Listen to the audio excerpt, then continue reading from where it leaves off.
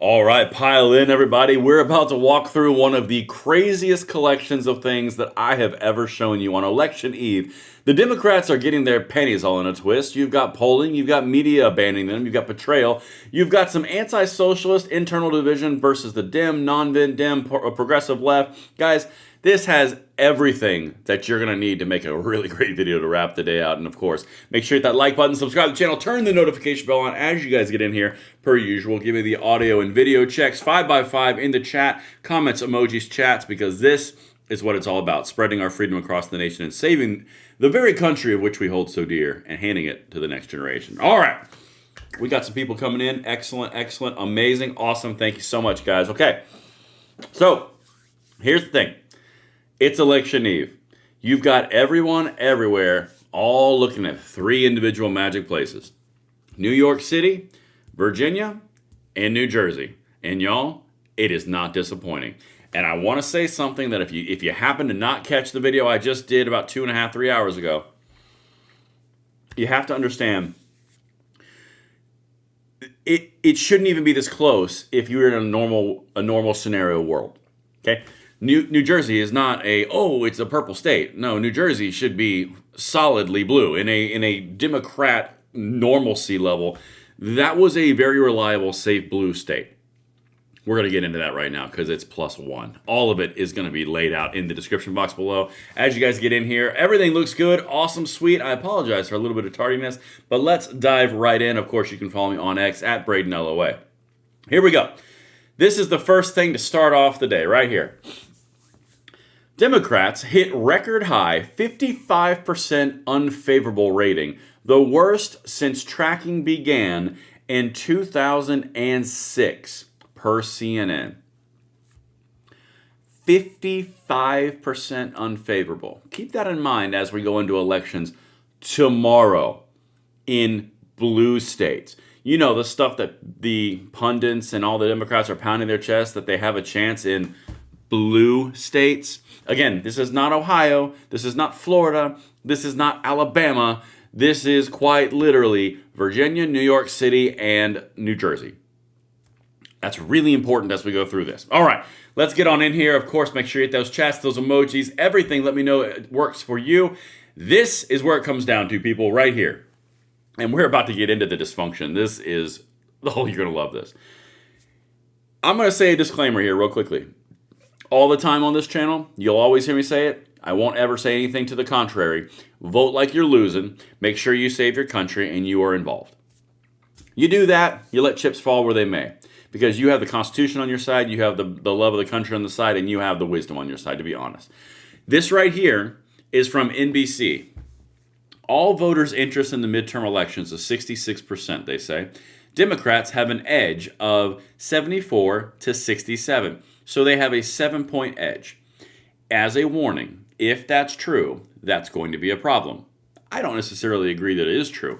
I'm just telling you, we all have to be completely and totally involved because polling can be wrong. The only way to be sure is to send all the energy you have, leave it all on the field, grind like you're losing, vote like you're losing, and let's take this country the way it needs to go. All right, let's keep on going. That is all a setup. Now, we're going to break this down because this is what's happening inside the Democratic Party right now. You have everybody observing and asking questions, including their far left, superstar, liberal, leftist Hollywood elites. Listen to this conversation. And if you're just now getting in here, get ready. This is going to be a fun one because all the tabs of greatness that we're about to unveil are going to be glorious. Take it away, Sarah Silverman. Guys, listen to this. Republicans know the difference between right and wrong in general. Like, they know what they're doing. Something is, I don't know. But the left, it's just, I find it ironic. The left, I'm on the left. I was for, but like, I find in general, the party that is about inclusivity is incredibly elitist. Just fucking say, join us. Yes, come, join us. Yes. Republican. Okay, I would like to point out something really funny. A Hollywood elitist comedian, Sarah Silverman, talking to this guy, the face of Hollywood comedic elitism on the DNC leftist side. I mean, the irony not only in the statement, also in the people that are talking and agreeing at the same time, is almost limitless. It's a bottomless pit of duh. But, oh, yeah, yep, the DNC, they sure are elitists. Man, they sure are. Oh, they should do something. Same thing I said to Gavin Newsom earlier today. You got to mirror, because the lack of self-awareness here is remarkable. And this has been something that has been a theme since I was a younger man. When I was a teenager, the standard observation that I made was, we are the most inclusive party that you could ever imagine. We love everyone unless you disagree with us, from the Democrats. Tell me if I'm wrong. You guys got the chats right over there. Throw the emojis up. If I'm wrong, let me know. But that has been the standard for about 25 years, or at least the observations that I've had, and it's only gotten worse as I've gotten older. But these two geniuses, man, they do have an elitist problem. Man, it's not the people on stage with microphones. No, it's the other people. It's other ones. God, the lack of self-awareness. But you know what? We're going to take full advantage of that. We're going to save the country and use them as examples to really draw a contrast to be quite candid. And this is another really important thing right here. This is something we touched on in a prior video. I believe it was our live last night. We introduced this. The mainstream needs to moderate if we're going to have a chance in the Senate. This is all setting up to everything that I'm going to show you after this. The share of the voters saying the Democratic Party is too liberal. Perception of the Democratic Party 2012 to 2025. This is a standard scatter plot. You see how we are above the liberal lean, like the liberal mean average line, the one that's going upward from left to right. 2026 on the right side of that graph, they're above. They are too liberal. If they fall below that line, they're going to start winning elections. Not because I want them to. That's just objective fact. But for some reason, they can't do it. And it rhymes with progressives. We'll get to that in a second, because that whole socialist, kick him under the bus, throw him under the bus, let the bus run over and back up a few more times. Yeah. But before we get into that, I want to remind you guys of something, because this is a pretty important update, and I'll do another full video on this just to give it all in one video for context. You remember how I showed you yesterday, and let me know in the chat and the comments over here. Remember how yesterday I told you that Senator Mark Wayne Mullen said the shutdown was going to stop exactly at Thursday at like 12:15? Ted Cruz came out and said Wednesday or Thursday. The other media pundits like Frank Luntz at the end of this said Wednesday or Thursday. And now Senator Susan Collins, who is literally the rhino middle of the Republican Party, says this, and I quote, "There have been a lot of conversations on both sides of the aisle and across the chambers, and I do believe that we're finally making progress. It's too soon to declare that this nightmare of a shutdown is over, but I'm very cautiously hopeful. It could be resolved this week." Collins says her optimism is because talks have gotten more specific, and she believes Dems waiting until after tomorrow's governor elections to make a deal. Collins won't say much on details, but says she wants a CR to run until December 19th. Y'all, if you watched my live last night or you watched my previous video yesterday, you know that the exact details from Ted Cruz, Mark Wayne Mullen, and now Susan Collins are all lining up in media leaks and press statements. For Wednesday to Thursday, Mark Wayne Mullen went specifically to Thursday right around noon. And then the CR was, they're not going to give up. They're going to do a continuing resolution. Susan Collins just said, no, it's going to be a continuing resolution. Y'all, that is now 3 Republican senators in 24 hours that have all said, yeah, it's probably going to be Wednesday, Thursday, right after the elections. We've had conversations. They've told us behind the scenes. It's going to be a clean CR. We're not going to give anything up. They're probably going to get a vote on healthcare later on. Y'all, I mean, God, do you guys remember this? Let me know in the chat right over here.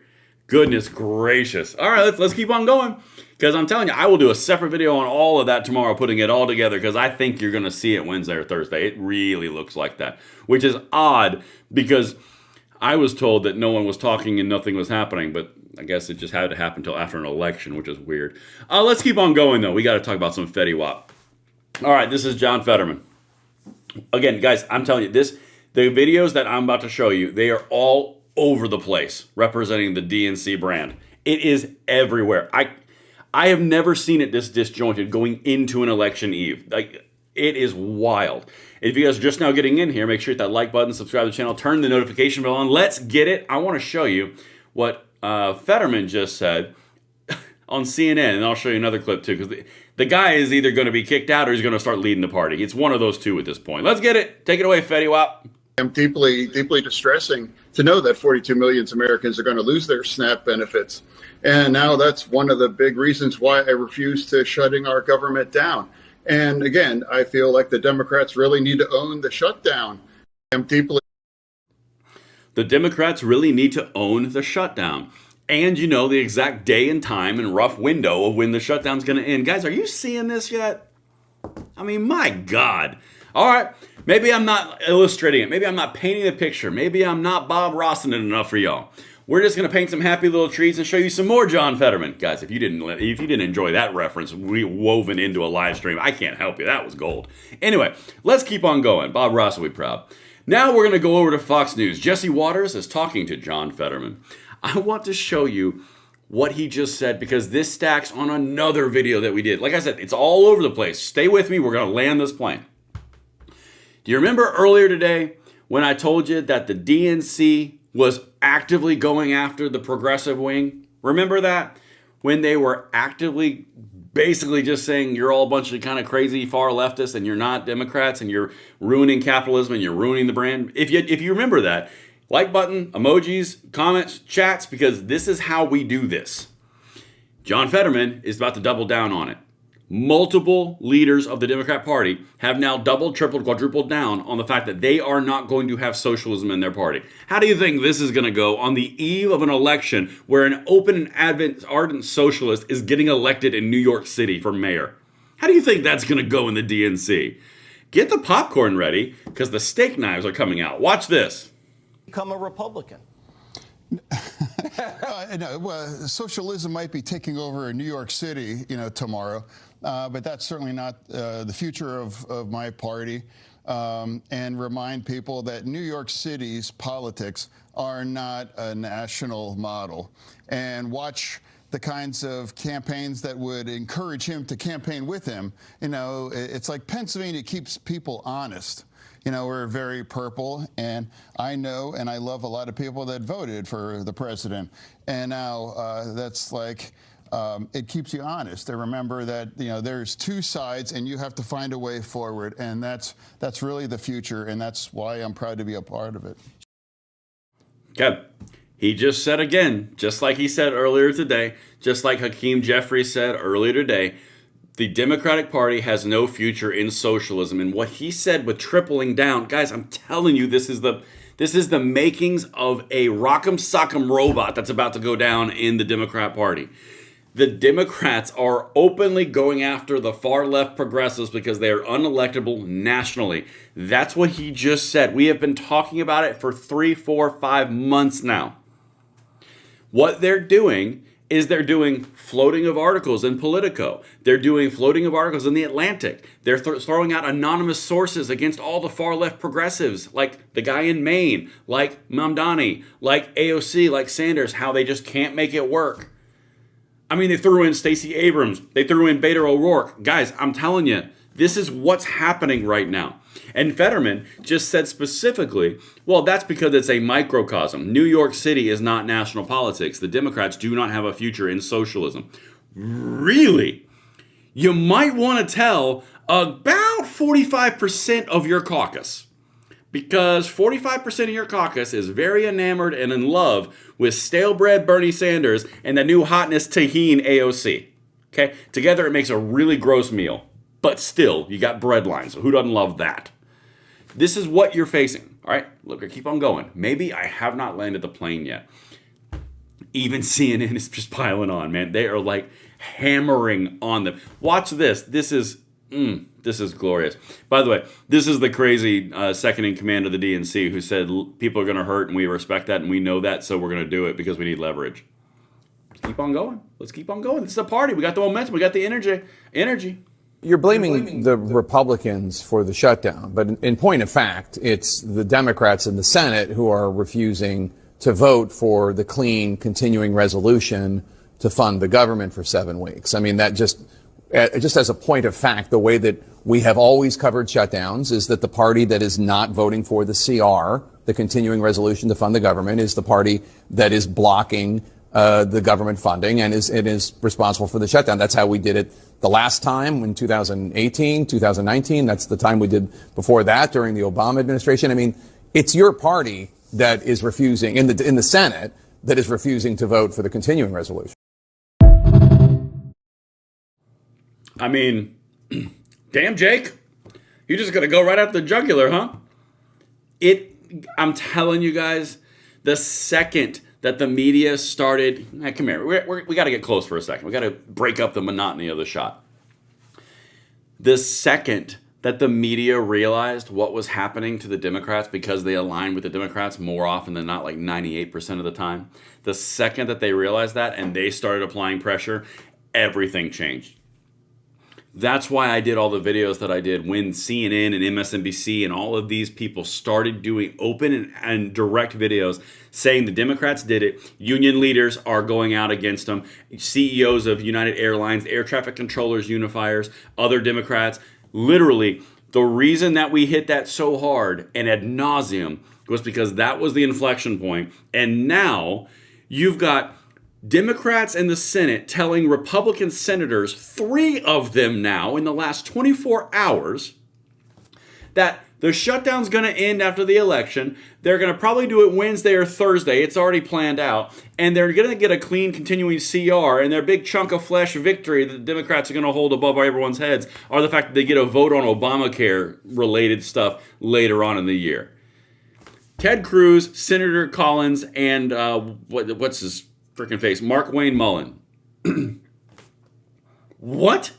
Guys, like, it's wild when you zoom out and look at this macro. But let's keep on going, because that is what we're all about here, showing the macro and diving in micro. Here's another little pummeling from CNN.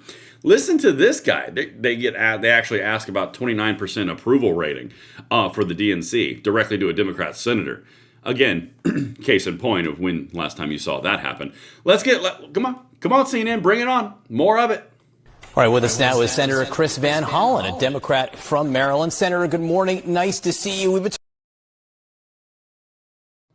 this way and that this morning. In the brand new CNN poll, we did ask voters what their opinions of the parties in Congress were. 29% favorable for Democrats, 55% unfavorable. Why don't people like you, Senator?